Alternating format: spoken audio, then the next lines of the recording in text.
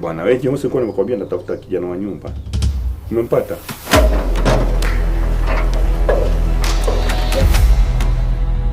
Habari yako? Mzuri. Tunaitwa nani? Nimeona kuna kimtu mzee ameleta hapo asubuhi. Atajua uko hiyo kazi ni yako. Unafanya nini hapa? Unataka kukaa na kina nani? Enda ukafungulie wenzako. Kina nani? Si mbwa. Let's keti kwanza tuombe. Amen. Toka. Amen.